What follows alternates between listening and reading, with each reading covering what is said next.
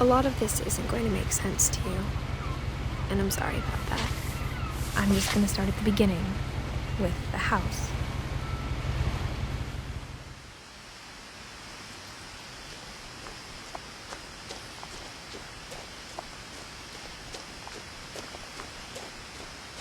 I lived here until I was 11, but I wasn't allowed inside half the rooms.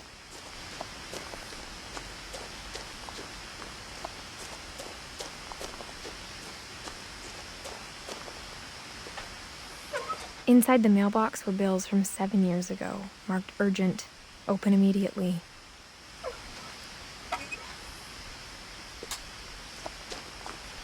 I hadn't been back since my brother Lewis's funeral.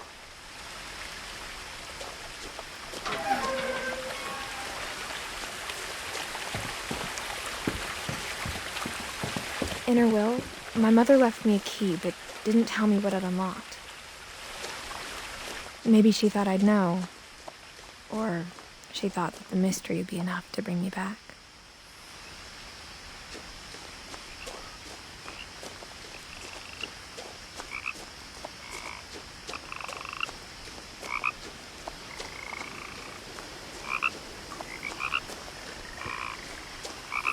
The truth is, even after I inherited the house, I never thought I'd come back to it. But now I had questions about my family that only the house knew the answers to. The woods around the house have always been uncomfortably silent, as if they're about to say something but never do.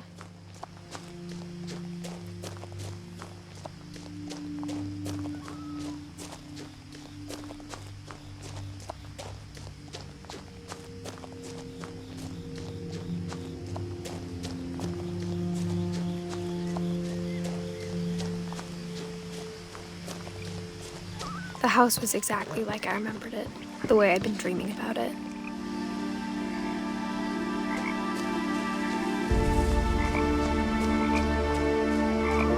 As a child, the house made me uncomfortable in a way I couldn't put into words.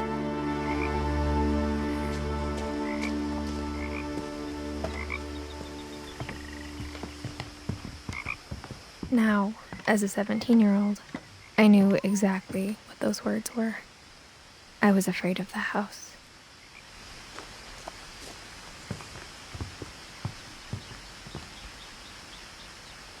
I hoped the key might unlock the front door. It didn't.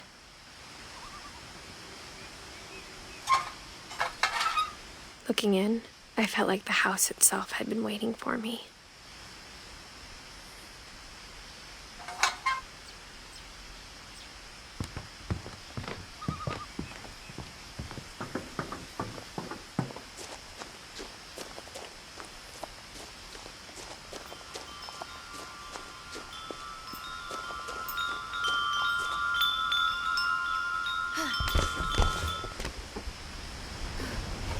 Crawling through the doggy door used to be a lot easier when I was 11.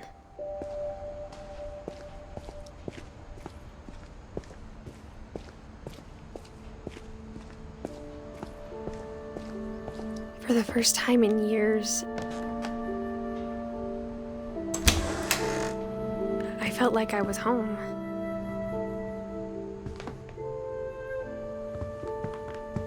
But instead of a family, there were just memories of one.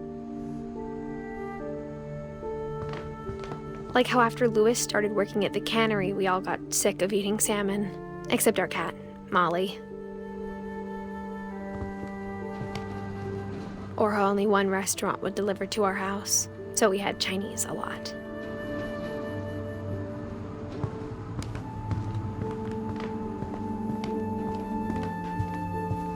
The table was still a wreck from the night we left.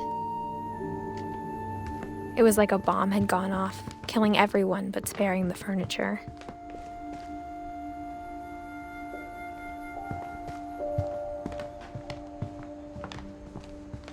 My mom was the only one of us who could imagine Great-Grandma Edie living in a nursing home.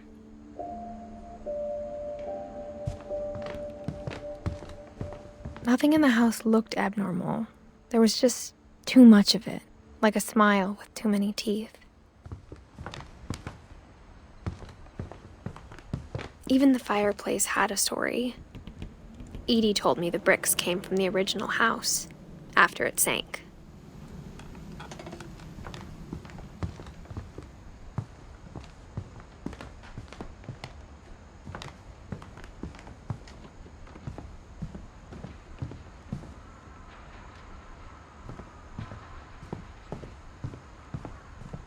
A lot of things got left behind in the whirlwind of that last night.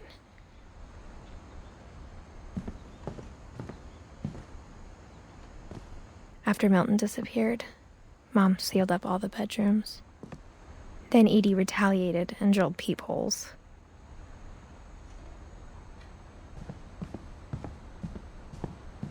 Whenever people ask me about my family, the first thing they always want to know about is Barbara.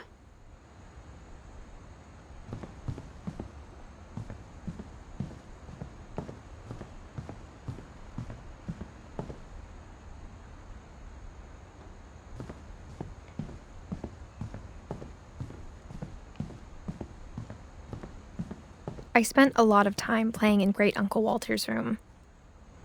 I think my mom sometimes regretted not sealing it up. Louis told me there were secret passages, but I never believed him.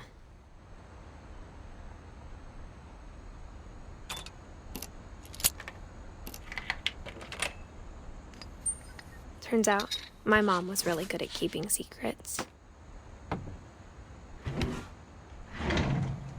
Now it was time to find out what my mom had been afraid of.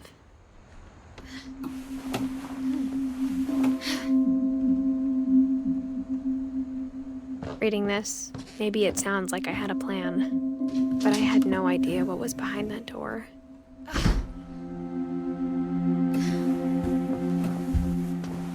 Just like I had no idea where all this was gonna lead. I grew up looking at Molly's gerbil had a tiny bedroom with its own even tinier gerbil cage.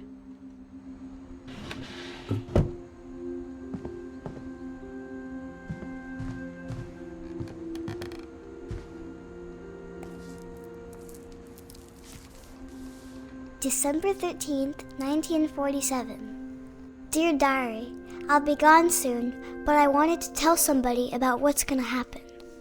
It started when Mom sent me to bed without dinner. I woke up and I was starving, so I looked around for something to eat.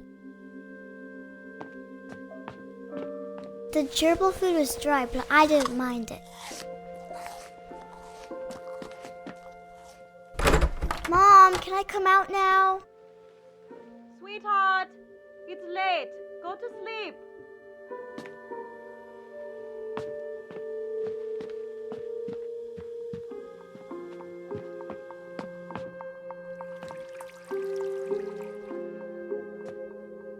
I thought about eating Christopher, but I held back.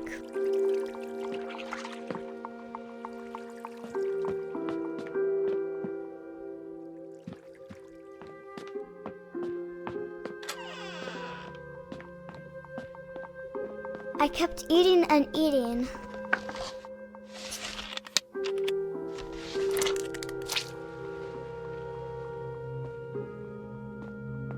I ate a lot of things that night.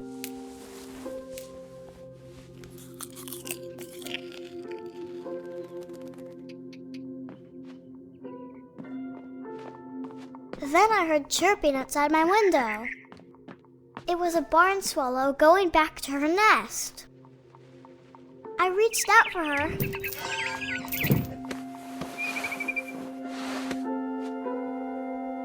And suddenly, I was a cat.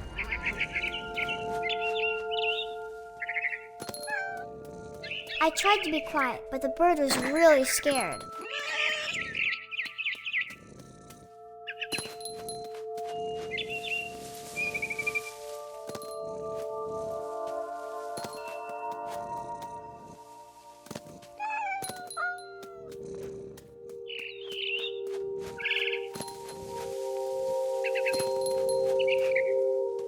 I jumped and I almost got her.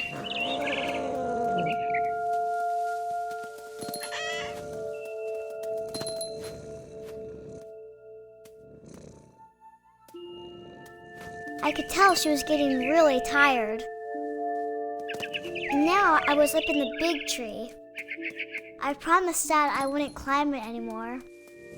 All I cared about was eating that mama bird. I gobbled her up.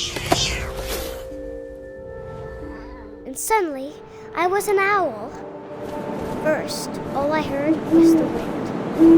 Then I heard little teeth nibbling in the grass.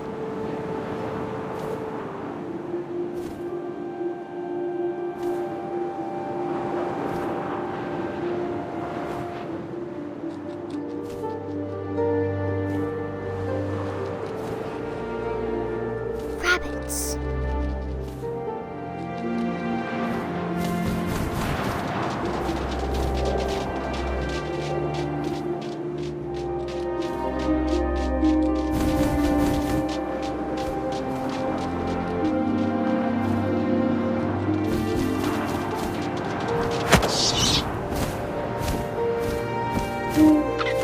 I imagined his face looking up and seeing mine through my talons.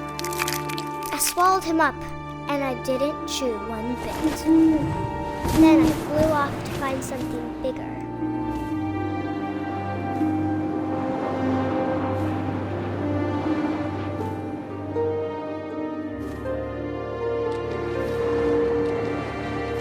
A mama rabbit.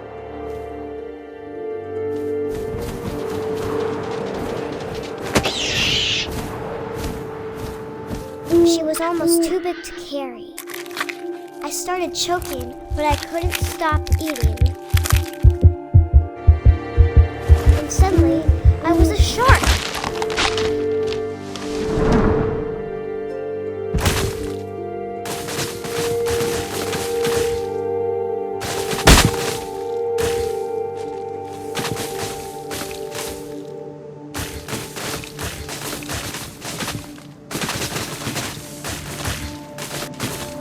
I rolled off a cliff and into the ocean. Now, I was hungrier than ever.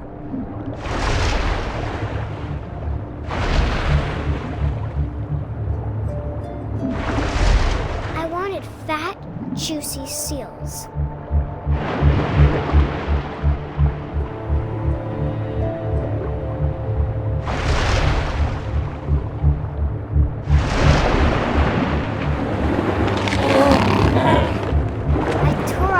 And it tasted really good.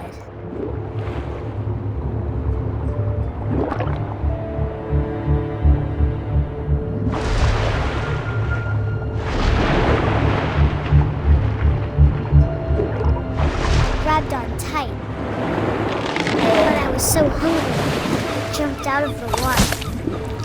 When I opened my eyes, everything had changed.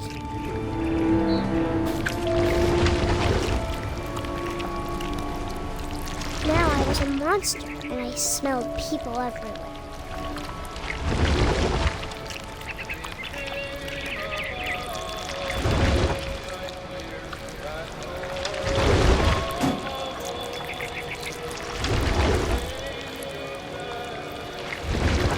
I was big, but I moved real quiet.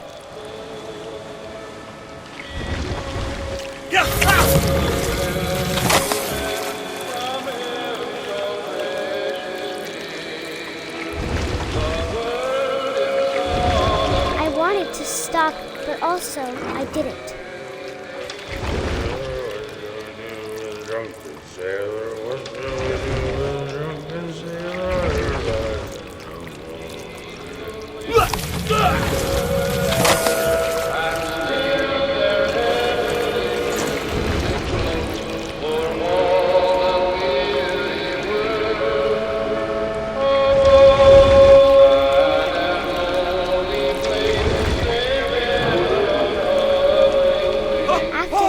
Passenger, I was still hungry, and across the water I smelled something new, something I had to have, so I swam towards it.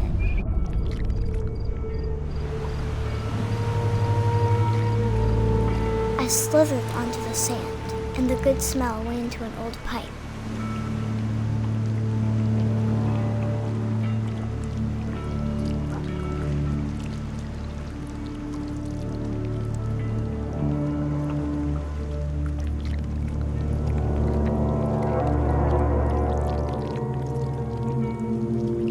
got closer and closer.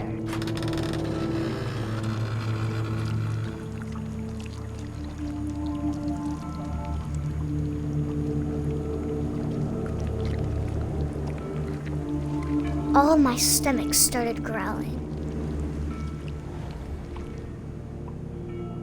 And suddenly, I was me again.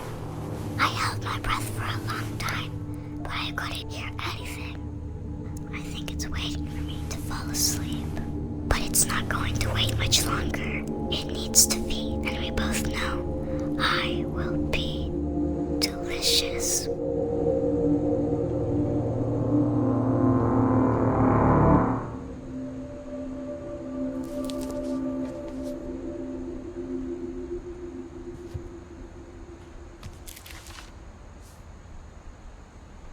I'm not sure if I believed all of that, but I'm sure Edie would have.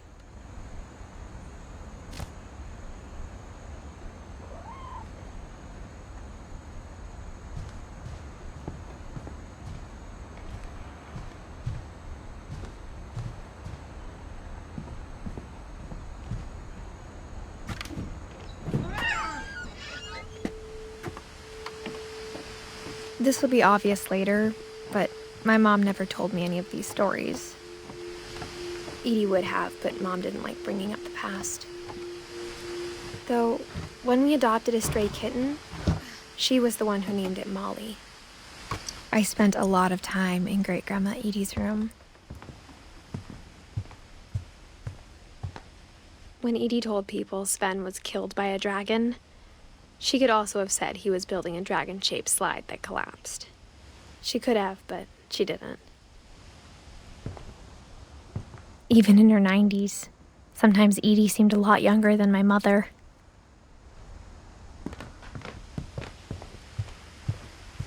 Edie knit me a new pair of gloves every year, just in time to replace the old ones. Louis died a week before we left, but Edie had already started to memorialize him. Her room was like a museum. For 500 years, the Finches have been famous throughout Norway for their fortune and misfortune.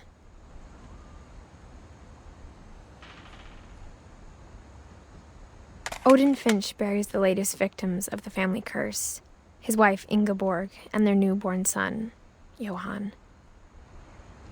On January 7th, 1937, he set sail with his family and his house, hoping to leave the curse behind.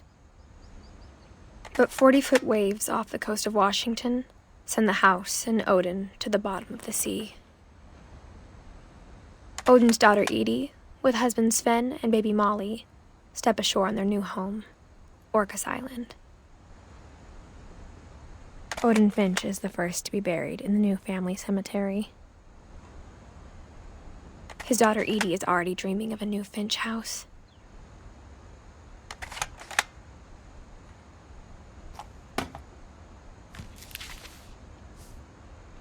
Whatever's wrong with this family, it goes back a long ways.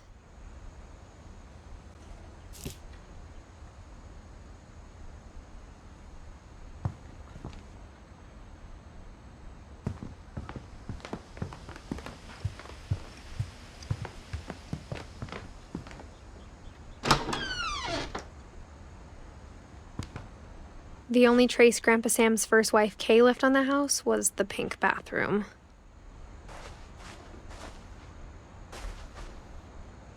It was a pretty big trace.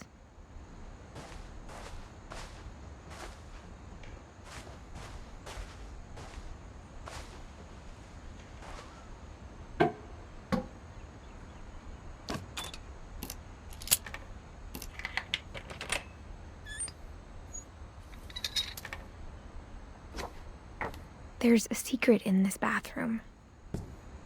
It's in the last place you would look.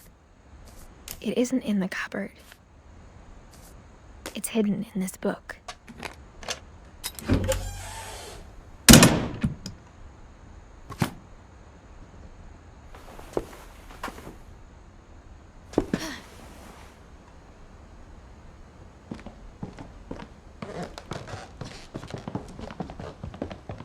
From the paintings on the wall, it was clear my brother Milton had been here before me.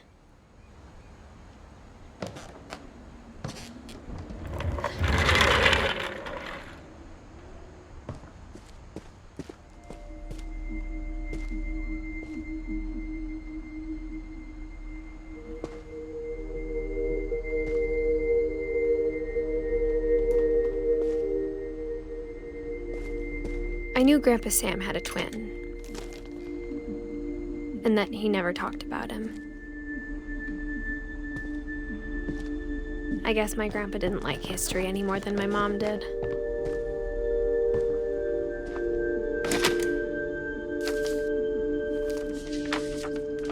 How I Want to Remember My Brother by Sam Finch. The thing I remember is that when he made up his mind, that was it.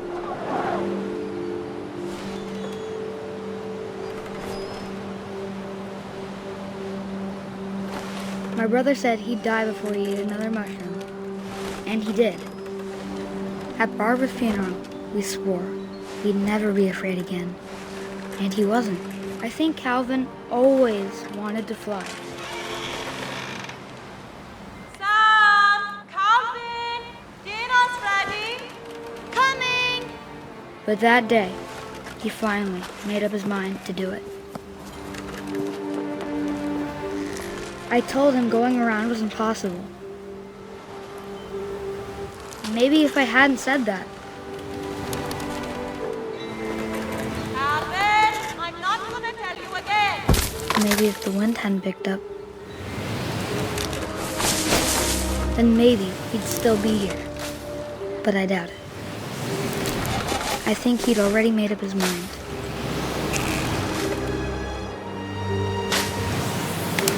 That's what I want to remember about my brother.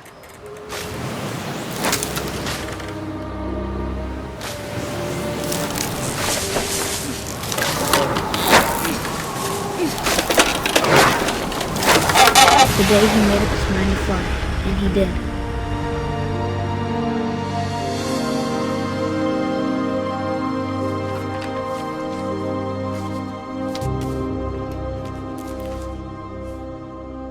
Calvin's story felt strangely familiar.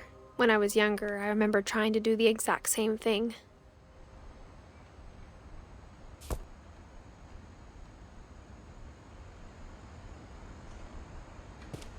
After the funeral, Edie roped off Calvin's half of the room.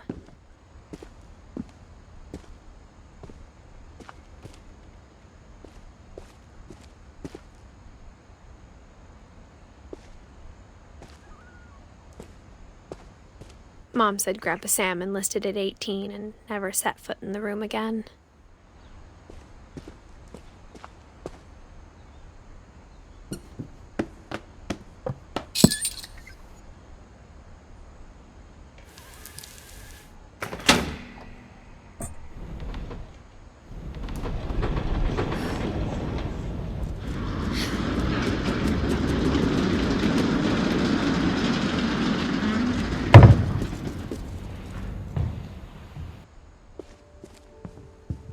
The passages were a pretty tight fit.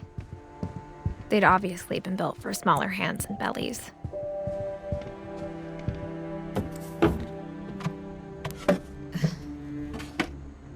Growing up, I always thought of Barbara as a child star.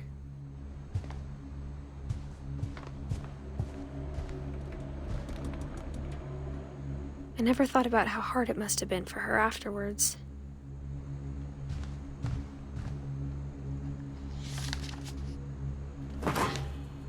Of all the stories people wrote about Barbara's death, I'm surprised Edie saved this one.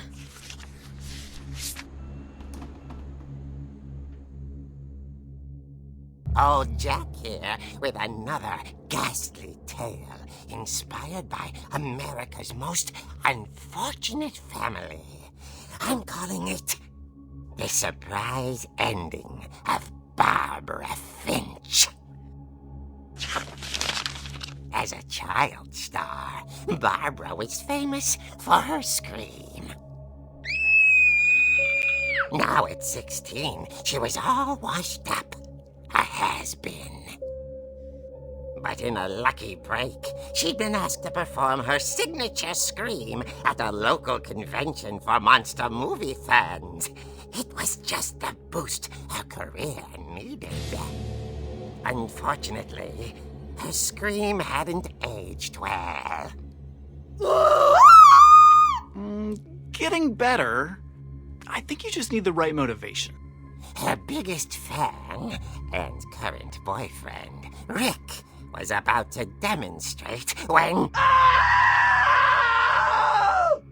Now that was a great scream. It was Barbara's father, Sven. He'd slipped into a table saw and had to be rushed to the emergency room. So Barbara got stuck babysitting her youngest brother, Walter. Her convention comeback was cancelled. Okay, I'm hearing frustration, but I'm not hearing terror.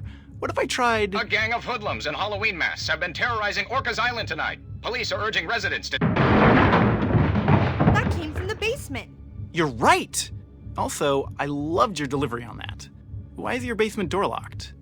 Because my dad likes making puzzles and secret passages. There's a key hidden in the music box. The secret is to keep winding and winding until finally the key pops out. Thanks, babe. I'll be back in a sec. 20 minutes later, Rick hadn't returned. So Barbara went to look for him, right on cue. She reached for the music box. And as she wound the key, she listened for Rick, but the house was silent.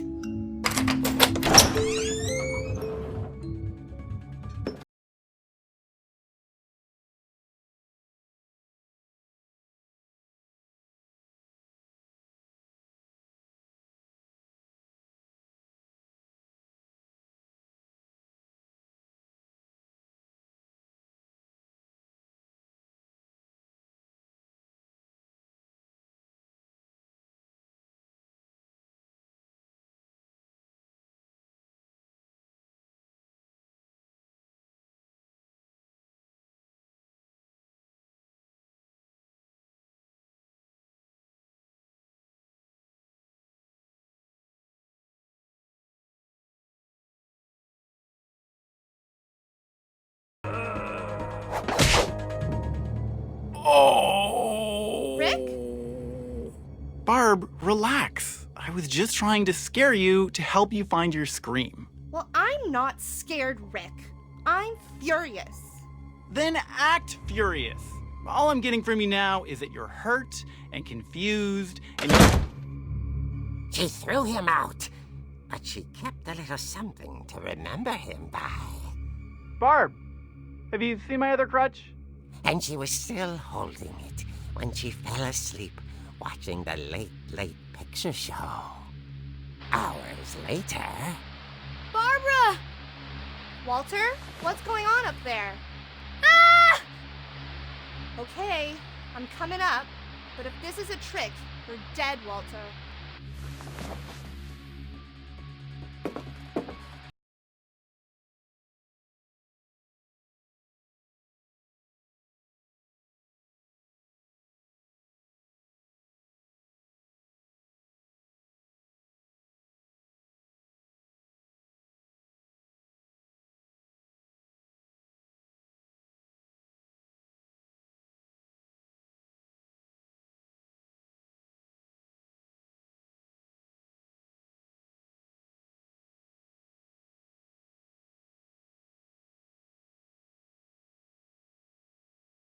Orcas Island police describe the man as 6 feet tall, with a steel hook for a hand. Residents are urged to lock all doors and windows and notify the police of any suspicious activity. Barbara turned, saw the hook man, and... was speechless. He was quite smashing. And giant he was. He couldn't get enough of Barbara. Okay, Barbara, there's gotta be another way out of here.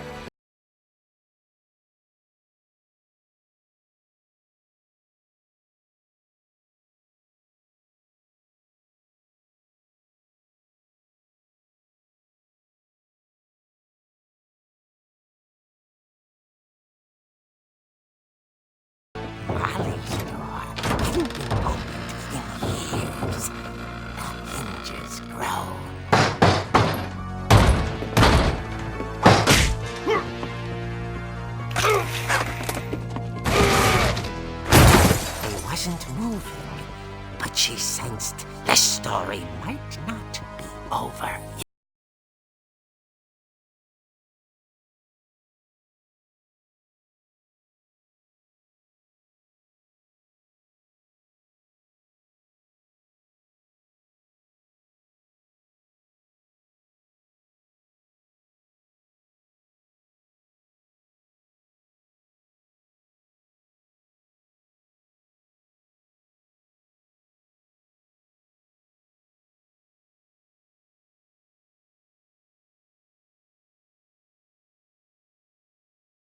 At the door, she heard whispering.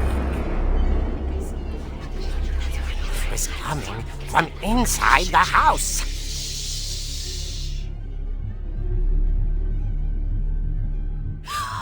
Oh dear. The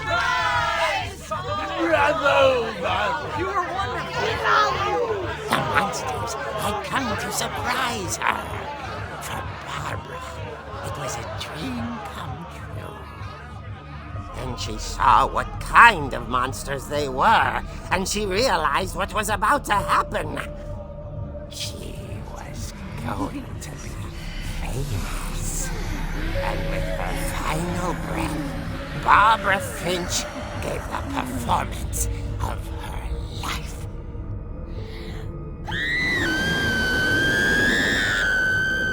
I wasn't there myself, but I hear Barbara was magnificent. Poor girl. She had a taste for stardom. But unfortunately, so did her fans. Of course, the police blamed it all on poor Rick, who disappeared the same night. And little Walter? Hiding under his bed the whole time. He took it all pretty hard, but that's another story. As for Barbara, tucked inside the music box was all they ever found of her. Her ear. Now that's what I call a real eerie tale.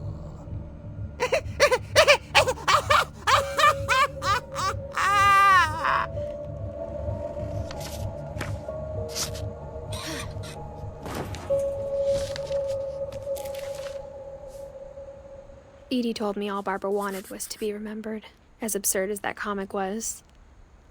Maybe what Edie saw was a happy ending.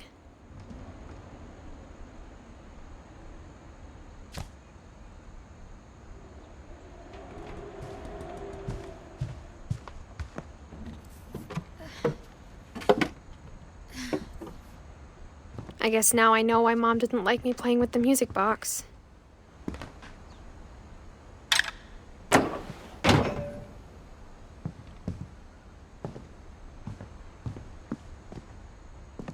Mom must have locked the third floor stairs on the night we left.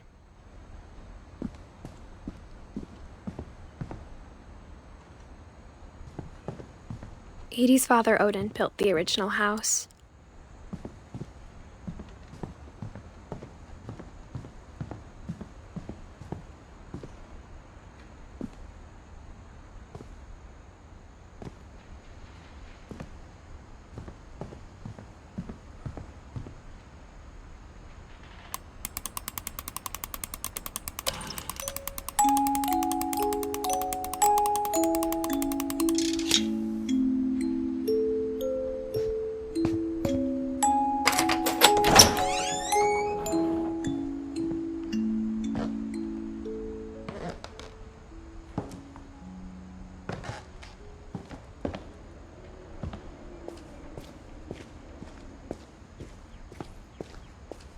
Mom said the basement was off limits, unless I wanted another tetanus shot. I saw Edie sneak down to the basement once, carrying packages. I thought maybe she was hiding presents.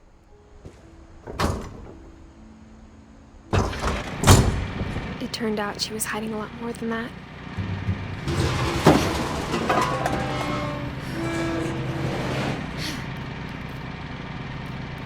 I remember asking Mom once about where Walter had gone. She said after Barbara died, he got as far away as he could. If there's a pattern in all these stories, I think it's that none of us has gotten very far.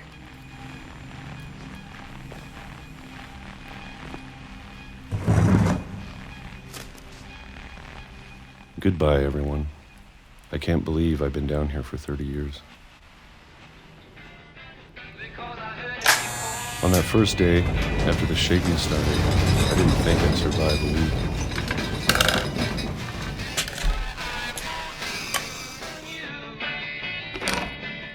But after a few days, I settled into a routine. That's what kept me sane. Having a schedule, living for today. I always expected to be dead tomorrow. But if you wait long enough, you get used to anything.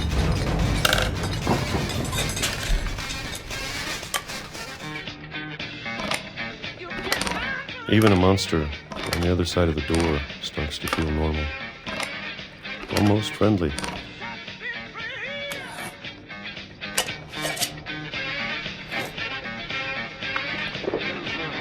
And then one day, everything just stopped. Whatever that thing was, it was gone. Maybe it got tired of waiting. Or maybe I just got tired of being afraid.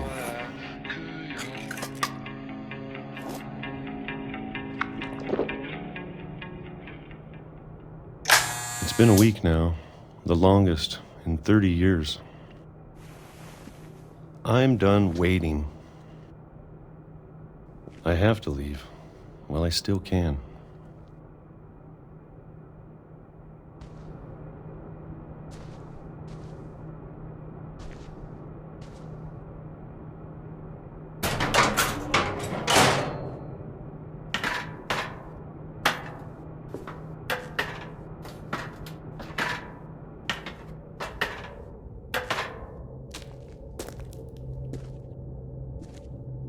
I know it's out there, somewhere.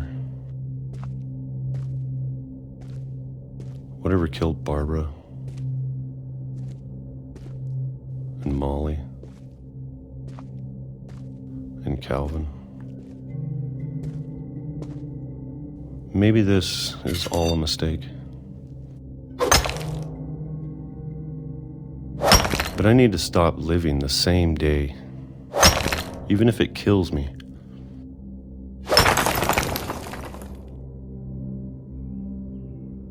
Whatever's out there, I want you to know I'm ready for it. I'm going to appreciate all of it, especially the food. I don't mind if I only have a year left, or a month, or a single week. I'd be happy with 1 year day. I can already imagine the sun on my face.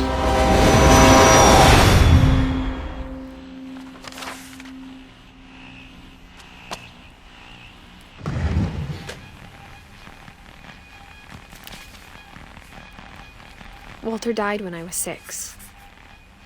I can't believe my mom never told me he was down here.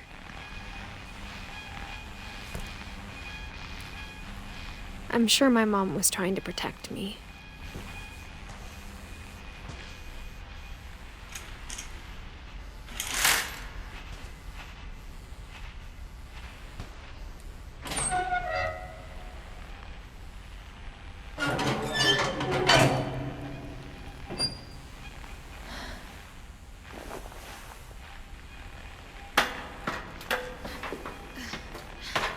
Maybe she was afraid I'd end up like Walter.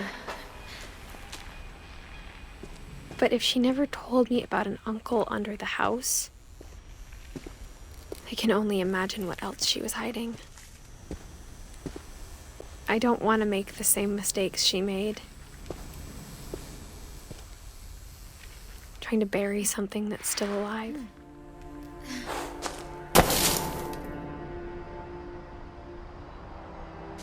Now that there's only one of us left, or maybe two,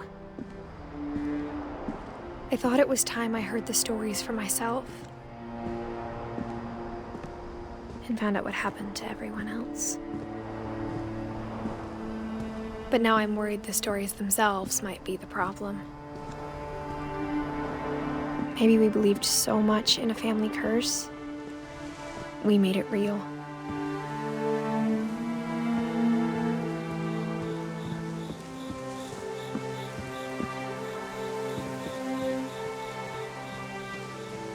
I don't know if I should even be writing this.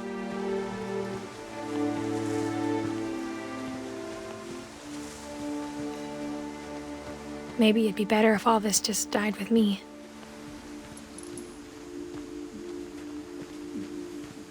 But I thought you should know about your family.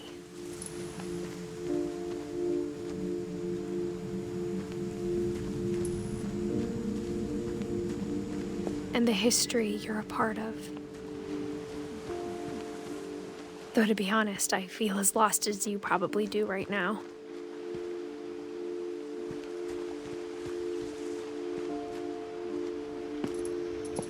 I think the people in these stories believed them, for what that's worth.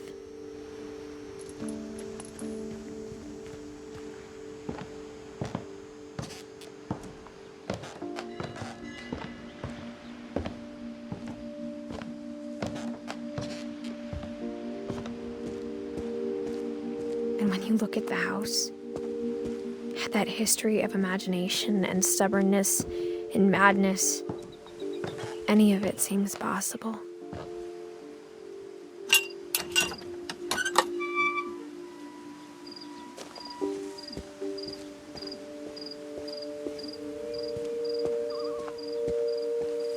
I think we've been surrounded by death for so long, we've just gotten used to it.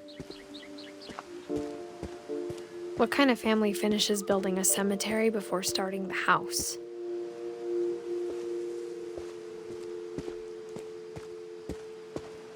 It's embarrassing for me to admit this, but the pet cemetery made me more uncomfortable than the human one.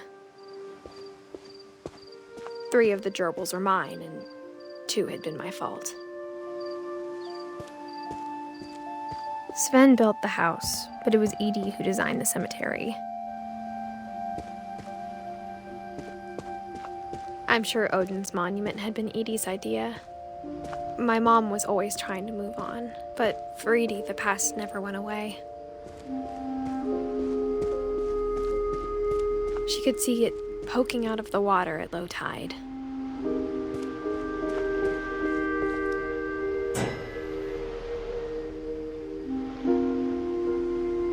Edie said she dreamed about the old house every night.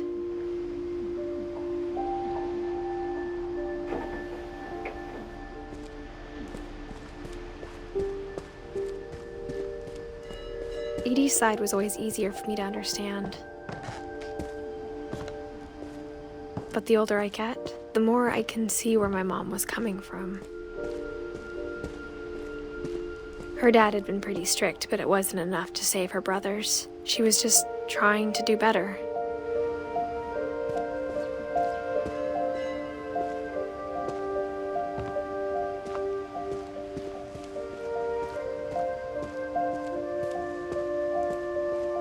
There's so many things I wish I could ask my mom now. Part of me thinks this is what she wanted all along. For me to come back someday and find everything out for myself.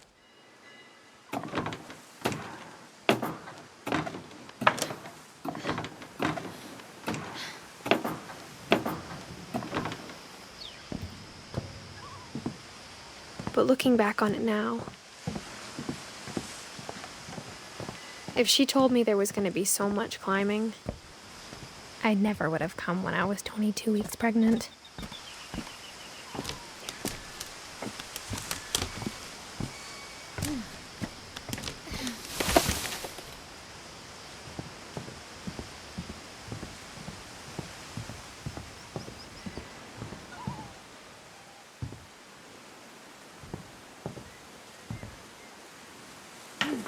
I never met Grandpa Sam, but I think he and my mom had a lot in common.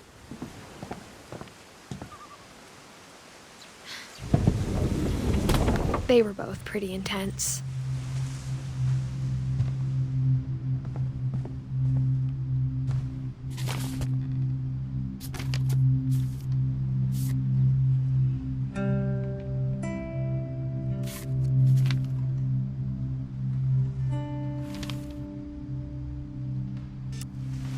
Dawn, I promise, you'll never forget this weekend. Yes, sir. These memories are gonna last a lifetime. Hmm? Perfect. Am I gonna have to shoot anything? It's gonna rain the whole weekend, isn't it?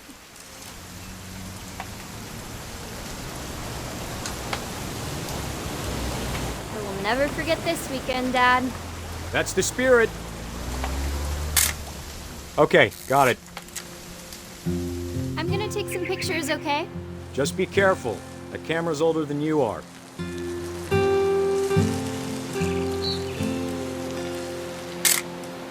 Aw. You're right, Dad. It's starting to clear up. Still freezing, though. Definitely should not have drunk all that coffee.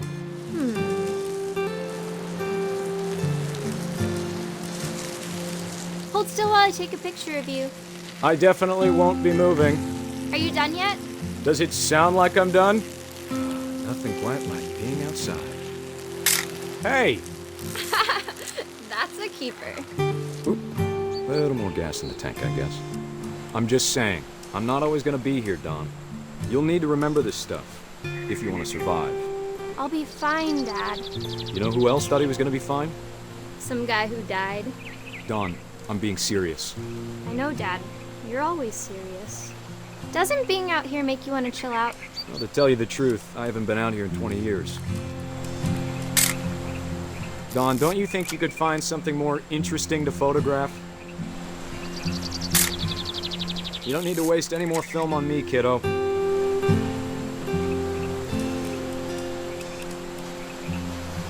Last time I was with my brother Calvin. Man, that was a great trip. Dad! Good eyes, Dawn. Before you take the shot, let me get a picture of you.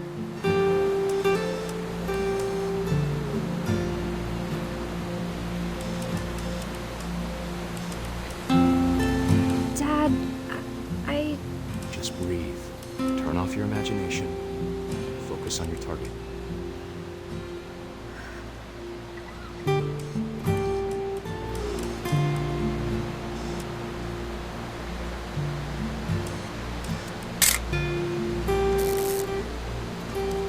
Let me get behind you.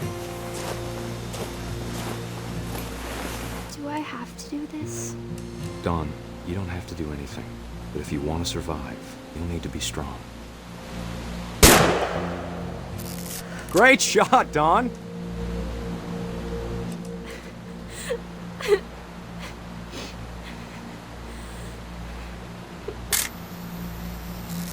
I'm proud of you, Dawn.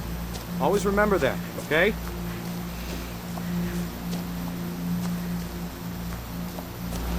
Dad, it's twitching. I think That's it's totally sick. normal, Dawn. Just focus on the camera. Try not to think about— Dad!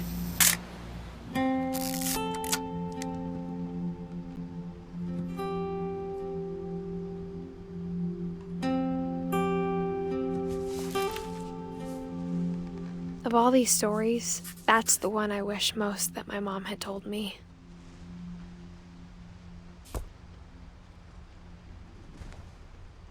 Sam spent his life shooting photos, but Mom said he got nervous being in front of the camera. I guess we're all afraid of something. Instead of hiding from death, Sam seemed to go out of his way to meet it.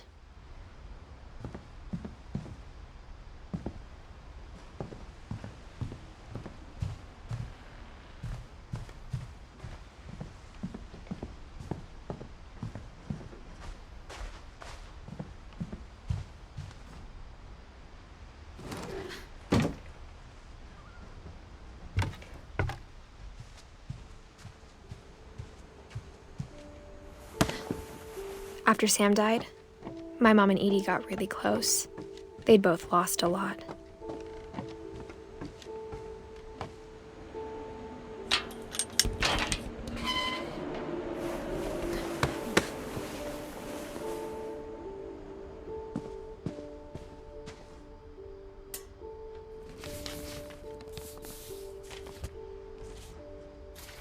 Dear Kay, do you remember the way Gregory used to laugh when he thought he was alone?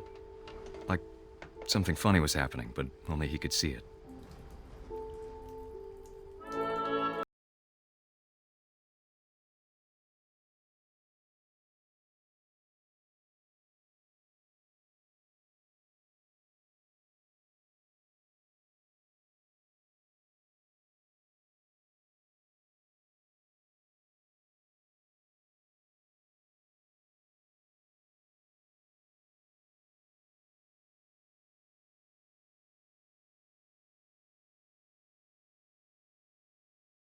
Watching's over, Gregory. It's time to...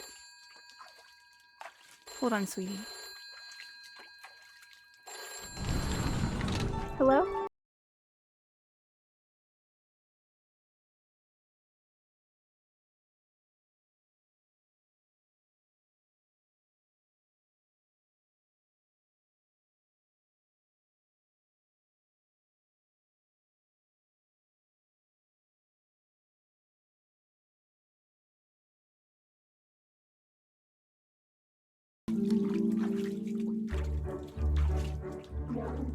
He reminded me so much of...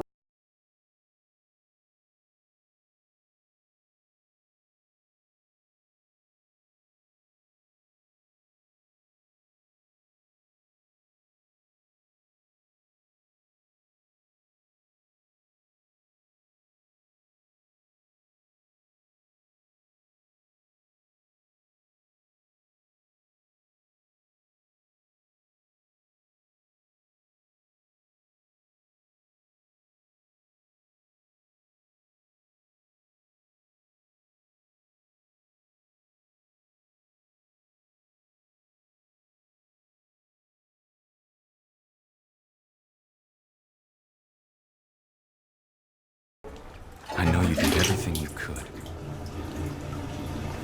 Maybe if I hadn't called that night.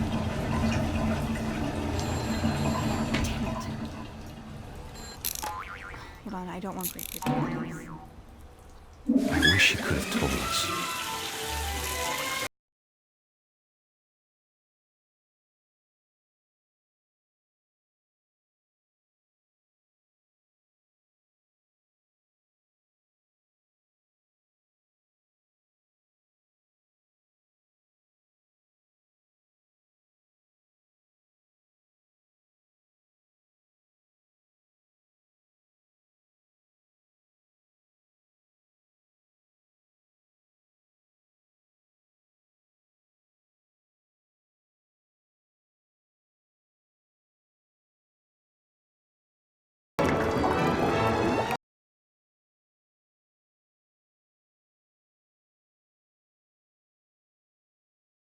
Be happy to.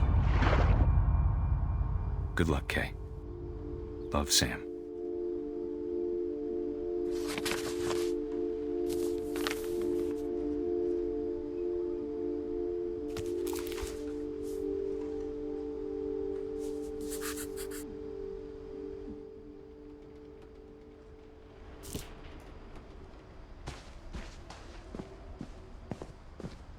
I can't imagine my mom ever writing poetry, and yet... A poem for Gus, who always said the wedding was a bad idea. Our father never hit us kids, at least not very hard, before the day my brother said with teenage disregard that he'd be dead before he'd see a wedding in our yard.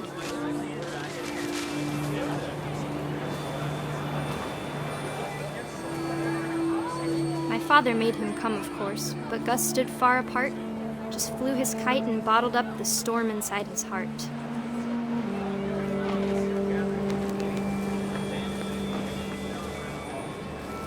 I tried to talk him out of it, but though he'd never met her, "We don't need a stepmom," were the words that I now pronounce you husband and wife. make him cry.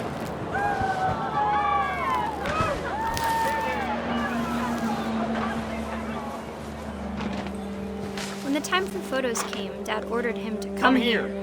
But Gus declined and as a sign held up his middle finger.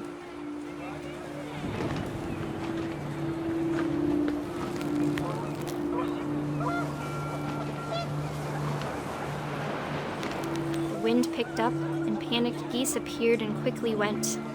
But all the humans did that day was go inside the tent.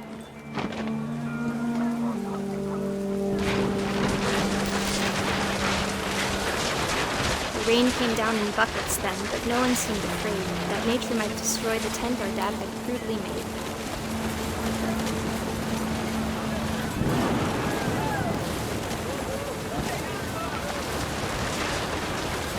The thunder sounded much too close and full of angry power. But all my father said to this was, "Make the music louder."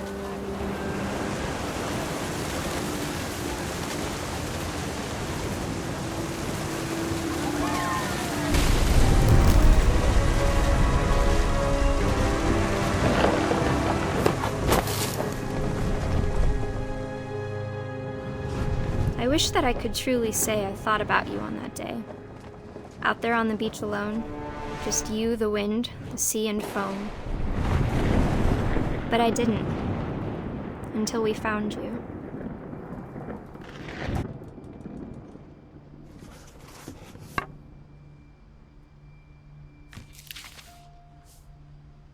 She never talked about him, but Mom told me once if I was a boy, they were going to name me Gus.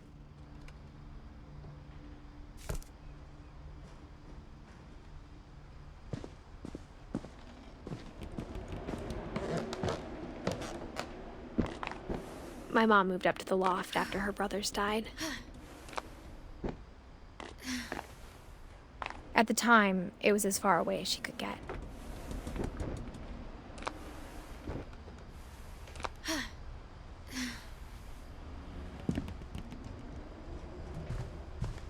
Religion was another thing my mom never talked about, but I think it helped her a lot after her dad died.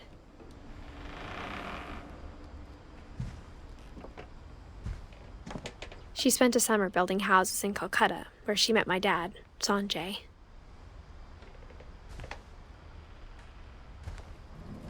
My mom moved to India a week after graduation and got a job teaching English. Louis was born a year later.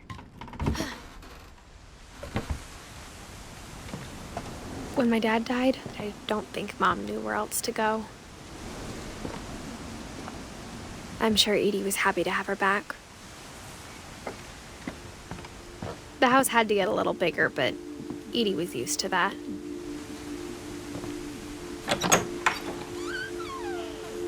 And for a while, things were good, almost normal, but it didn't last.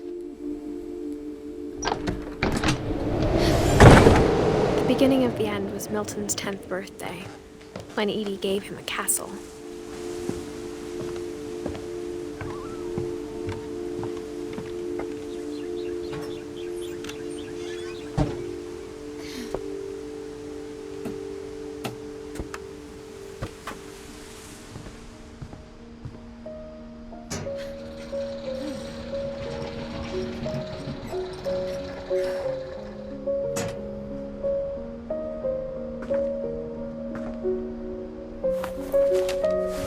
Milton Finch in The Magic Paintbrush.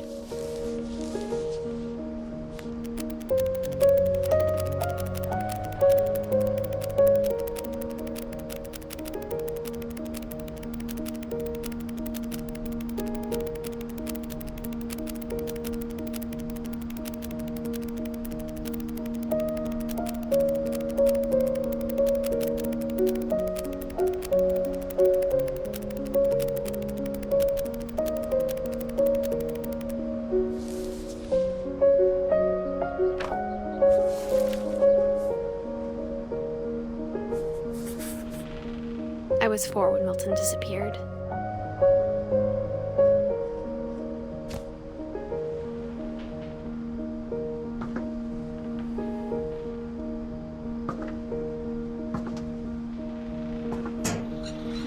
Mom spent months searching for my brother.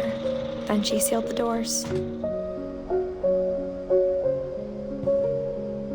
Whatever Milton had found in the house, Mom didn't want it getting out.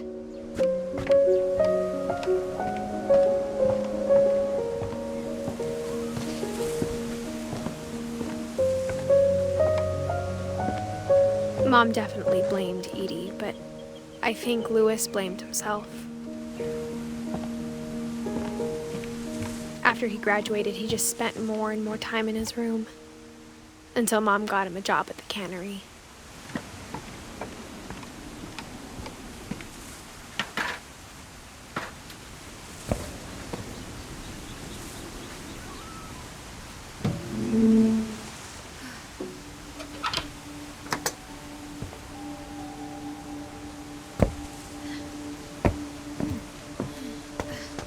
Louis's room smelled very, very familiar. That part of him lived on.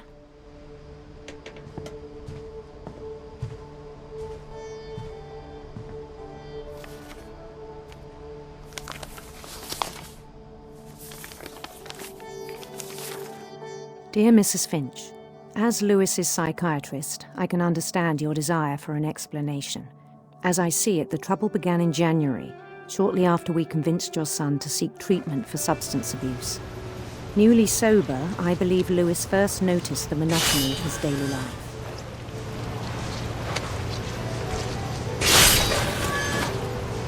He kept working at the cannery, but he withdrew part of himself. In our sessions, I saw the same behavior. His mind began to wander. I asked him to describe it. He said he started small, imagining a labyrinth. He'd feel his way about. Then something moved. Bats and toads.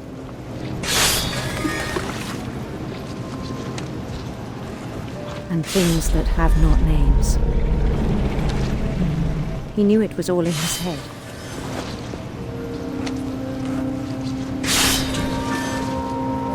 But he took it very seriously.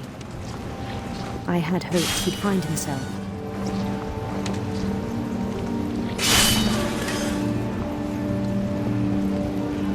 But he found something more. I worried about him then, daydreaming at the cannery. I spoke with his boss, but he said Louis had become a model employee. Methodical, tireless, focused. Like a whole new Louis. So I let him go on.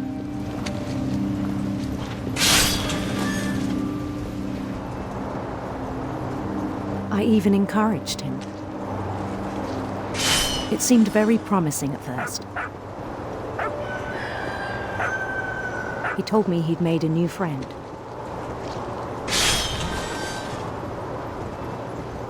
On the edge of a city he named Louis Topia. He built the city up slowly, brick by brick. Then he made musicians.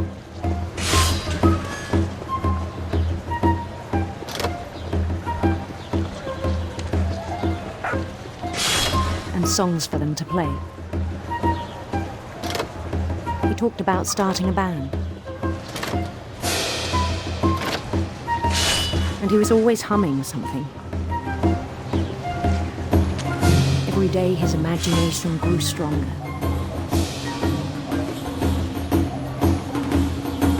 He no longer spoke at the cannery. But his chopping was as reliable as ever. Then one day it struck him that all the cheering crowds, even the stones under his feet, were all in his imagination, so he could do whatever he wished.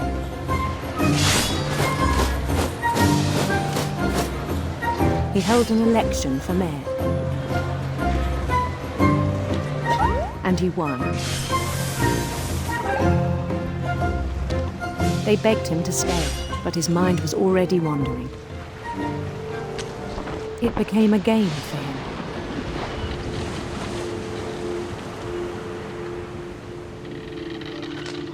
He'd conquer a city, then immediately push on. New Louisville.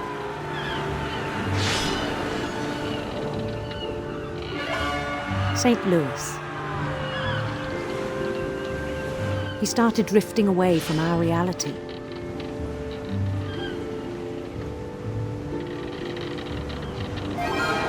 Minneapolis. Until one day he forgot to go home from the cannery. Even as his mother pleaded with him, part of Louis kept sailing on.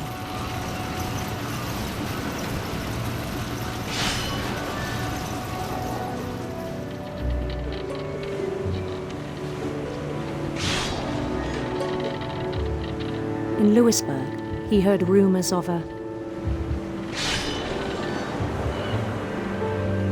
handsome queen.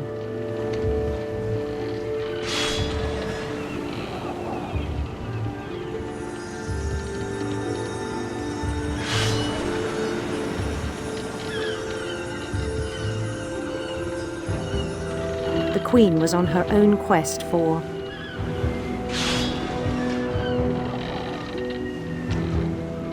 radiant rainbows.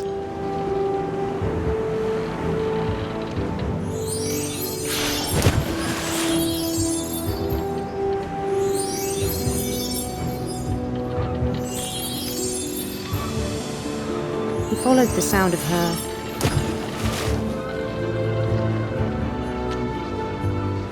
silver harp.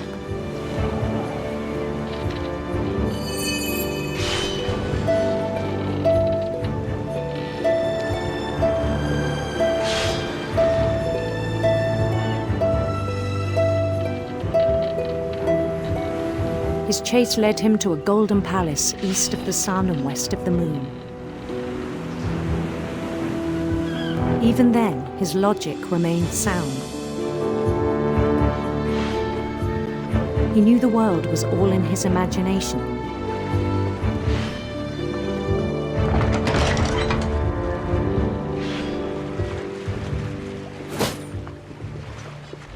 But he was so proud of having created it. In his own eyes, he'd become something greater than a king.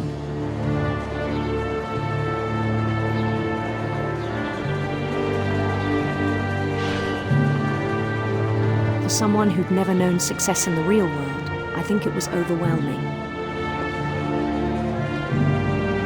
And then it struck him that the real Louis was not the one chopping salmon, but the one climbing the steps of a golden palace.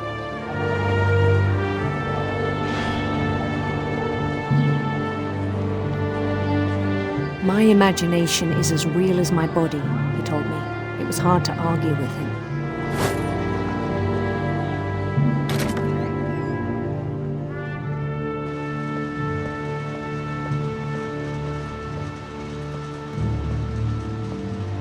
He began to forget the world we know.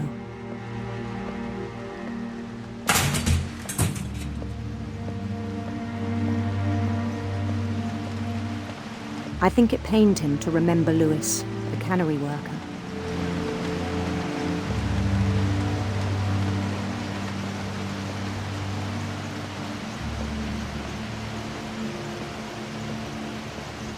He began to despise the man with a royal contempt.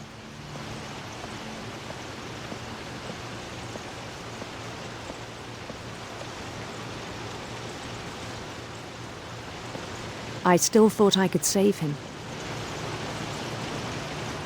Even after he said he was being crowned king over all the lands of wonder. The palace would be packed with his companions.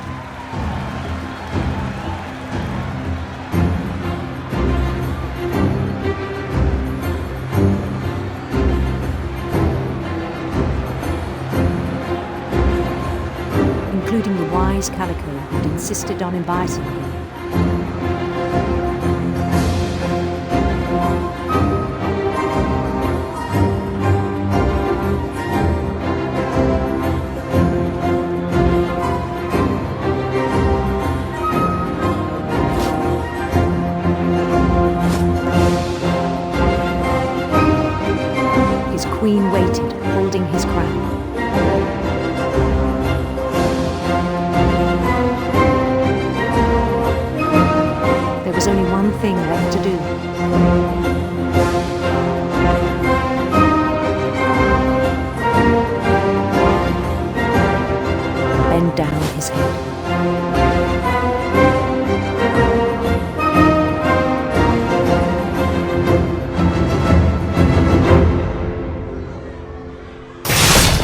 and the rest I think you know. Mrs. Finch, your son was a kind man who will be missed by all of us who knew him.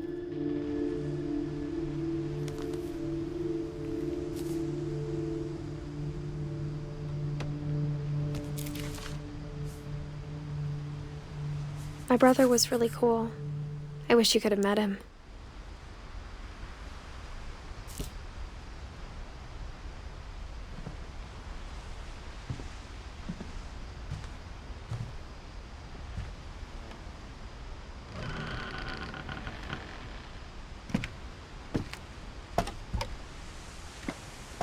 On the way back from Lewis's funeral, my mom told me to start packing. She waited until the day before we left to tell Edie. I'm not sure if she wanted to make it easier or harder.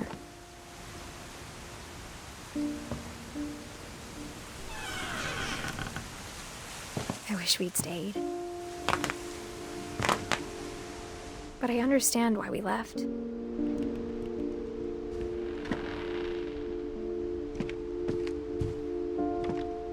My mom ended up leaving everything behind.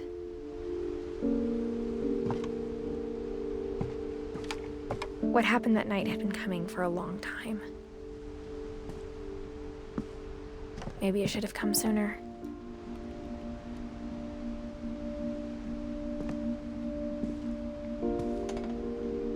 But it had to end one way or another. All that's left now is to tell you about that last night.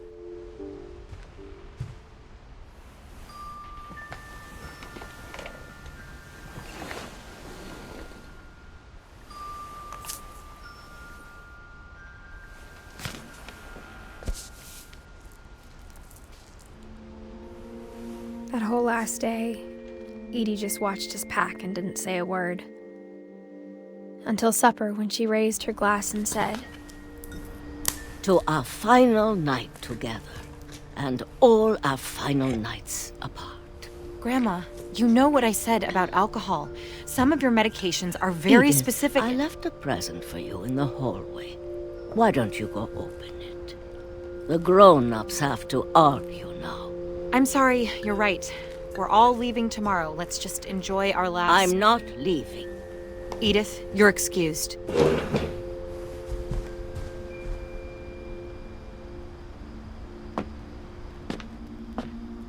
The power had been shut off that morning, but Edie always had plenty of candles. When my mom sealed the library, I don't think she knew about the other entrance. Or that Edie had a key to it.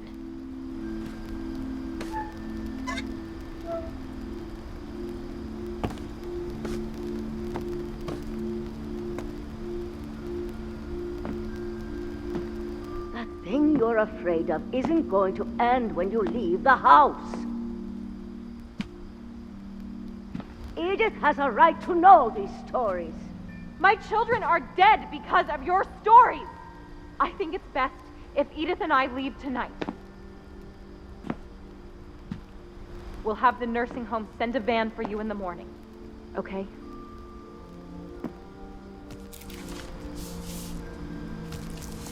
Dear Edith, there's so many stories I wish I could tell you, but there's only time for one. This is about what happened on the night you were born.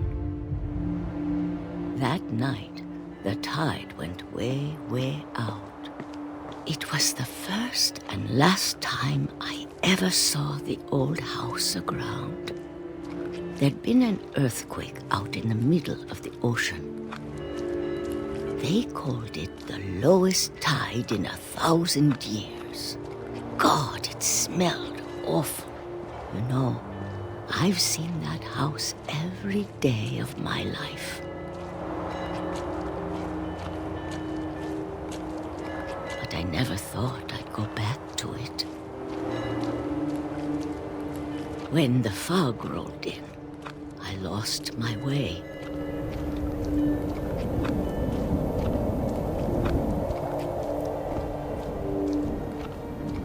I got turned around.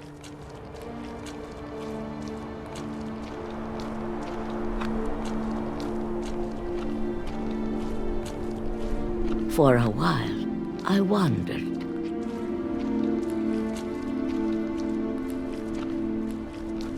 I started seeing things.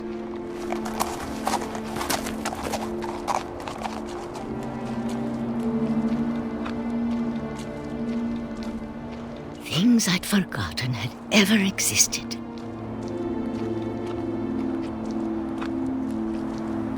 But when I saw them, they felt like old friends. That night, a lot of things came back to me. Or maybe I came back to them.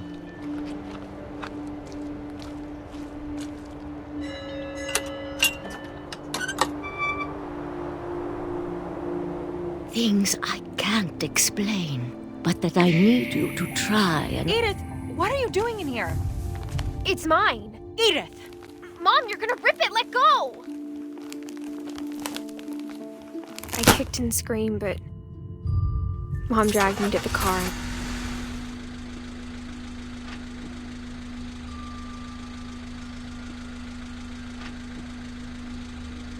I never saw Great-Grandma Edie again.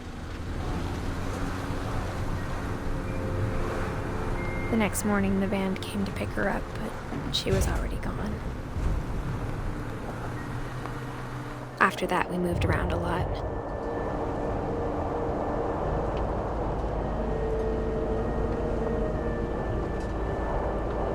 We both tried to make the best of it.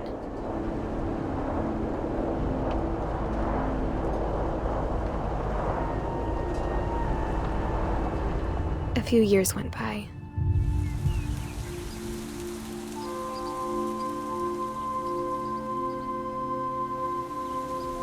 My mom didn't like to talk about it,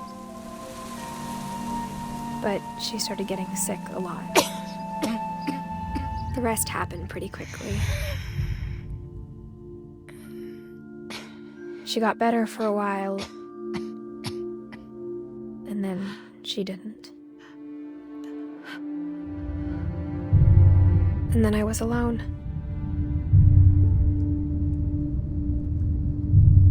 The last Finch left alive.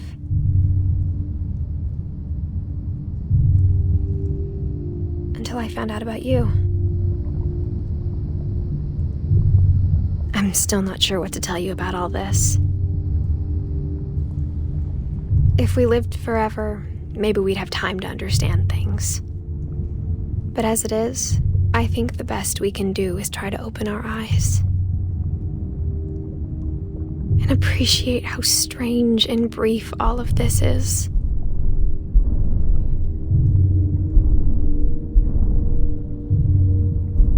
This journal was supposed to be for you. But now I hope you'll never see it. I just want to meet you and tell you all these stories myself. But I guess if you're reading this now, things didn't work out that way.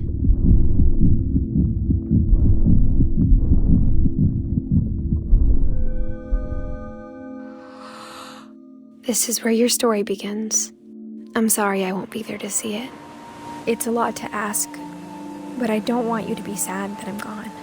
I want you to be amazed that any of us ever had a chance to be here at all. Good luck.